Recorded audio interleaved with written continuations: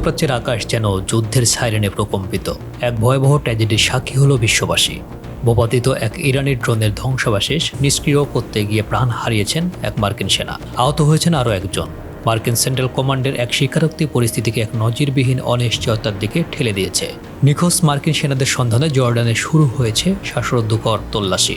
ধ্বংসস্তূপ থেকে উদ্ধার হওয়া দেহাবশেষ কি তবে কোনো বীর সেনার?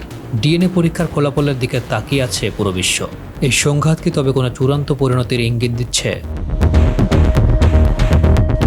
উত্তেজনার পারদ চরমে পৌঁছেছে ওয়াশিংটন ও তেহরানের পাল্টাপাল্টি হুঙ্কারে।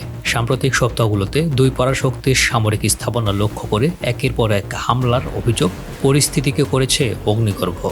ইরানের বন্দরগুলোর ওপর যুক্তরাষ্ট্রের নতুন অবরোধ নিষেধাজ্ঞা আর তার জবাবে হরমুজ প্রণালীতে তেহরানের কঠোর নিয়ন্ত্রণ, সব মিলিয়ে মধ্যপ্রাচ্যে এখন চরম সংকটের মুখে। শান্তি আলোচনার সব পথ রুদ্ধ করে সংঘাত কি তবে নতুন কোনো মন নিচ্ছে? যুদ্ধবিরতির আশা কার্যত ধূলিসাৎ হয়ে গেছে গত 20 জুলাইয়ের ভোরে।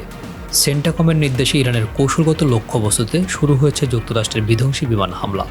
লক্ষ্য হরমুজ প্রণালীতে ইরানের আধিপত্য খর্ব করা এবং জর্ডানে মার্কিন ঘাঁটিতে হামলার প্রতিশোধ নেওয়া।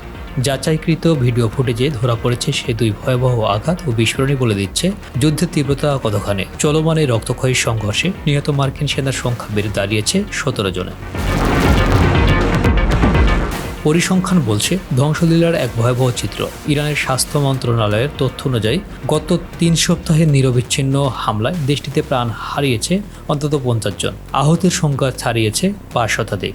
একদিকে মার্কিন সামরিক শক্তি, অন্যদিকে ইরানের পাল্টা আঘাত। এই লড়াই যেন কেবল কৌশলগত নয়, হয়ে উঠেছে অস্তিত্ব রক্ষার। সংঘাতের এই শ্বাসরুদ্ধকর অধ্যায় কি তবে আঞ্চলিক যুদ্ধে রূপ নিতে যাচ্ছে, নাকি নতুন কোনো কূটনৈতিক সমাধানের অপেক্ষায় রয়েছে বিশ্ব?